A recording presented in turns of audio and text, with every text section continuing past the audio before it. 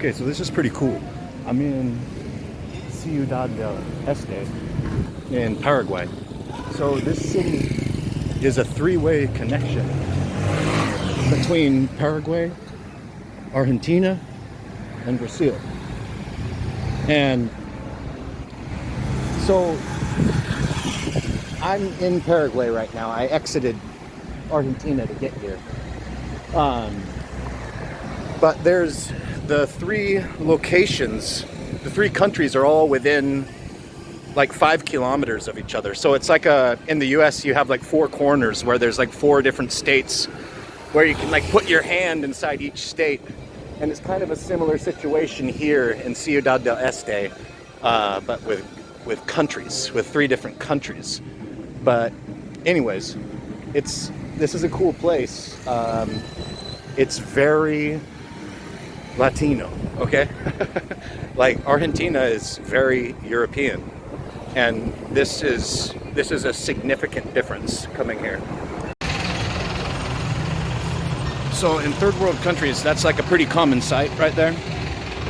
So you're gonna walk by stuff like that in every third world country normally.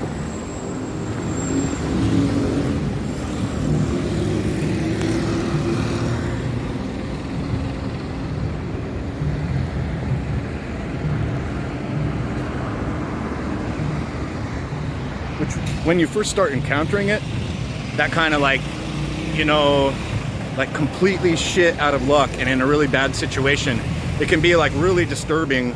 But I mean, I've been encountering it for 8 years now, so I can walk by and feel comfortable taking a video of it and just showing you guys, you know, what the world is really like.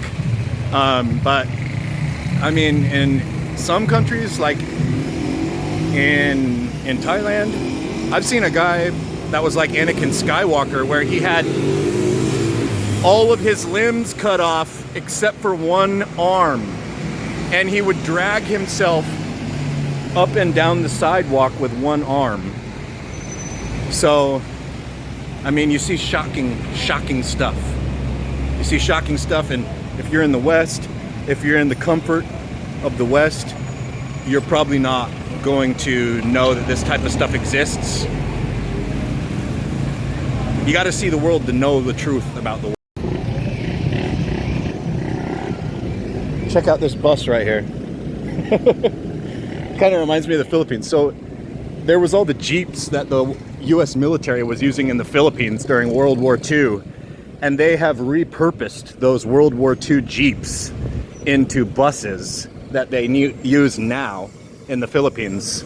At this moment now, World War II Jeeps converted into community buses. This kind of thing kind of reminds me of that, where it's like, I mean, you've obviously got, you know, machines that were created in the 1970s, so I guess around 20, 30 years after the World War II, but it's still very old machines, you know, 50 years old or more, being used in these places, and they keep them running, you know. They must have shops making replacement parts. All right, check out this freaking jungle tree. Like, if you were a monkey, this is the perfect kind of tree to swing with, okay? Because you got this, see? I can, woo, swing on that branch like a monkey.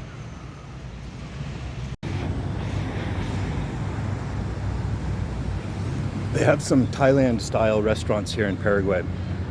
I'm gonna walk over here with the camera. I can't keep it on them for too long because it'll be too weird of me.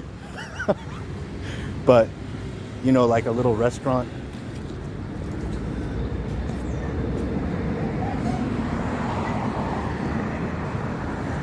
Like this, where it's just like tables. It's like only tables and then like food, you know, and they're like cooking outside. The restaurant is completely outside and under a bridge or something like that, you know. That's like really common in Thailand. You don't see that everywhere.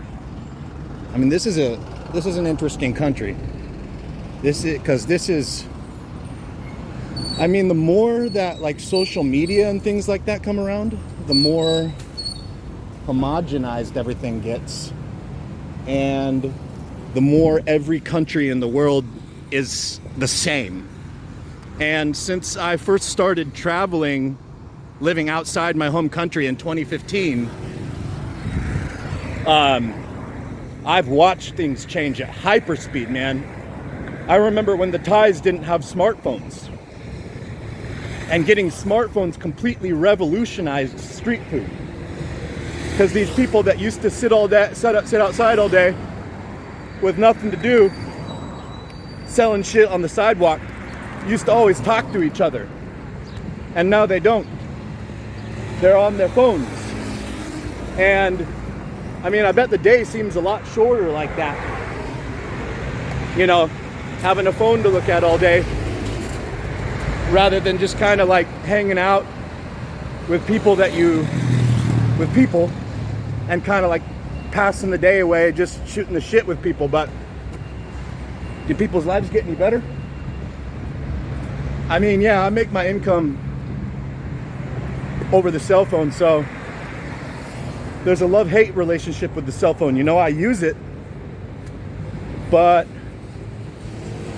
I think it's one of the main, I mean, even right now I'm recording this using a fucking cell phone, you know, and I'm gonna upload it to social media so you guys have something to look at, you know. But I do think that the cell phone is one of the most destructive, antisocial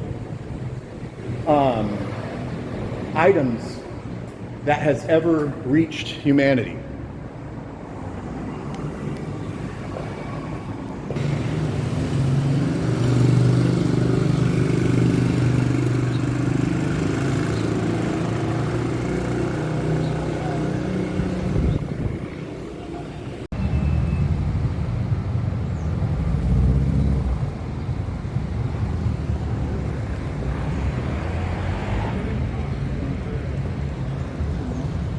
Remember how I was talking about those guys earlier? That guy's not hurt.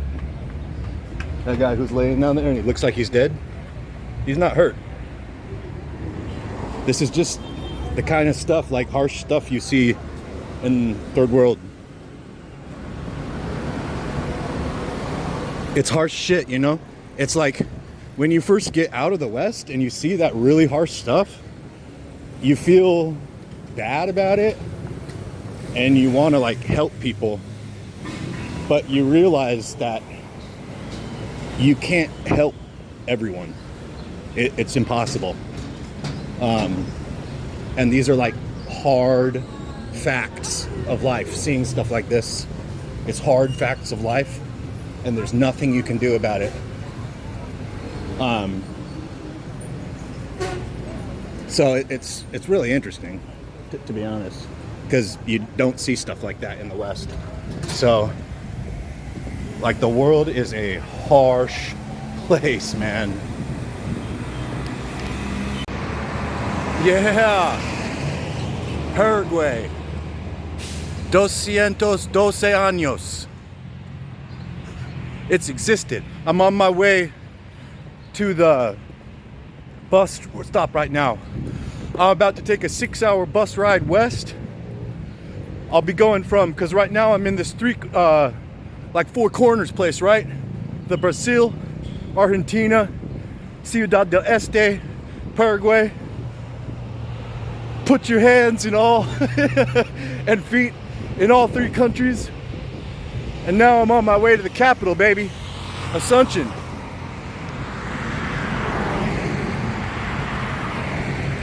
See these green buses? I'm the modern day Christopher Columbus.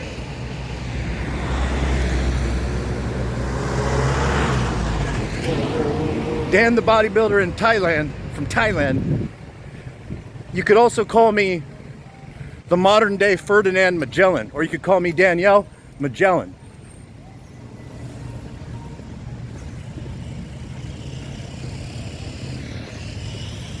I am. I go from continent to continent, exploring. I move at will. I am location independent.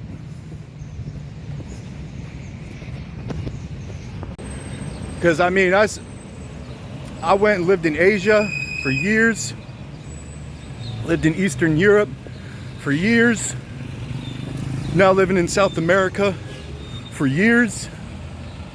I learned the languages where I go, or at least do my best to practice them and speak with the local people in their local dialect the best I can. And actually, out of all the languages that I've learned, Spanish, I've learned that the best.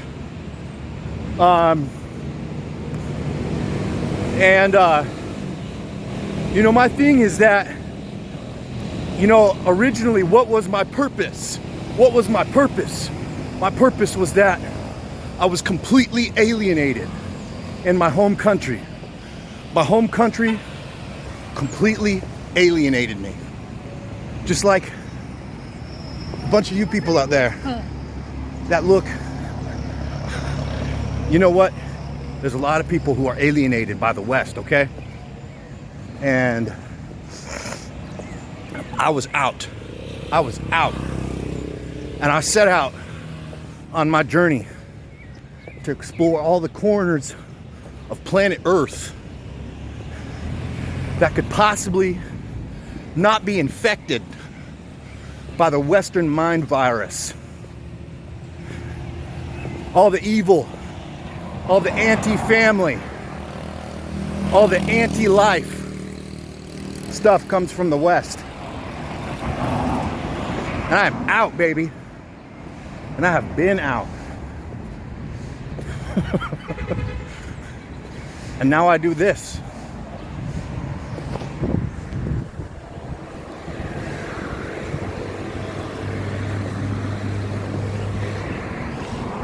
The modern day Ferdinand Magellan, Danielle Magellan.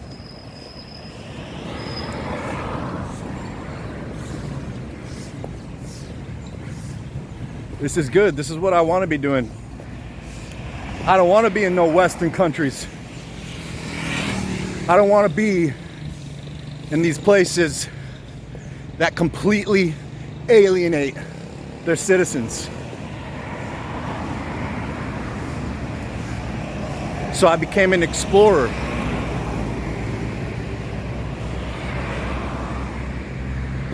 Figure out the truth about the world. Figure out where's still good. Figure out where's still okay.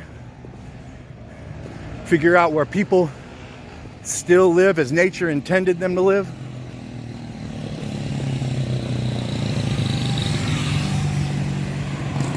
I mean, what is there really when you're asking, what is the point of life?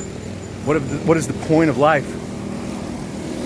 The pursuit of knowledge, the pursuit of truth, the pursuit of beauty, the pursuit of skills, the pursuit of accomplishments.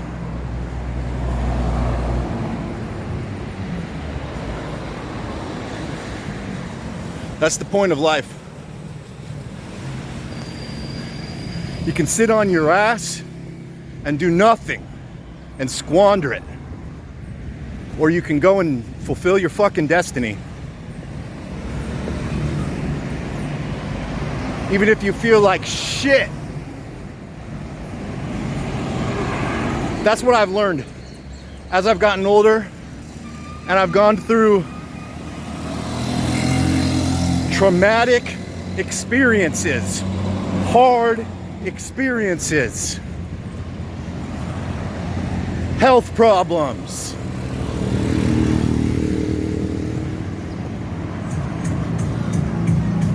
All the fucking problems that you could imagine.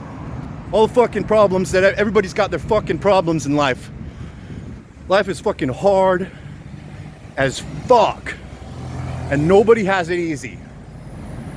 And if you complain and you wait for everything to be perfect before you take action, you will never take action. you have to say, fuck it. I am forcing my will on this world. I am fulfilling my destiny. I'm creating my life under dog shit circumstances.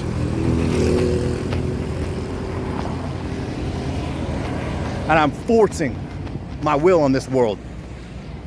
So anyways, I'm just about to arrive at the bus station. And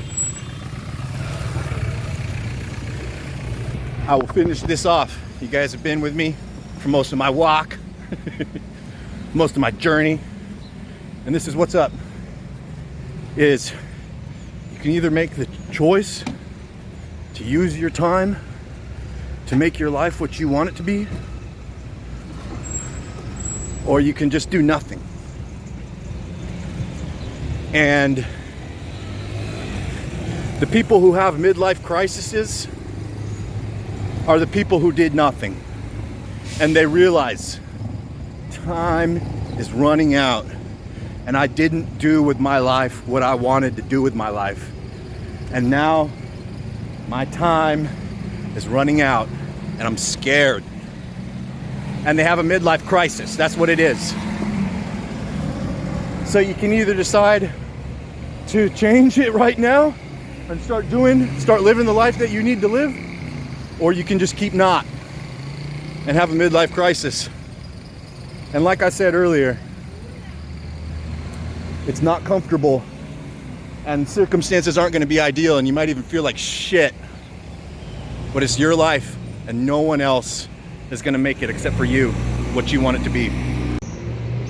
Here's my bus coming over. Right there. That double-decker one. It's $25.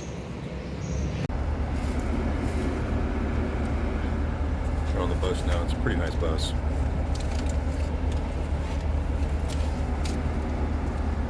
Man, this video recording in Paraguay reminds me of the videos that I was producing back in like 2016, 2017, 2018. Pretty much like pre-COVID, where I was really doing the travel videos, you know. But yeah, my podcast is what, for the past, like, probably since like 2018, 2019, has been what I've been focusing on. But yeah, I mean, this is fun, doing this again. It reminds me.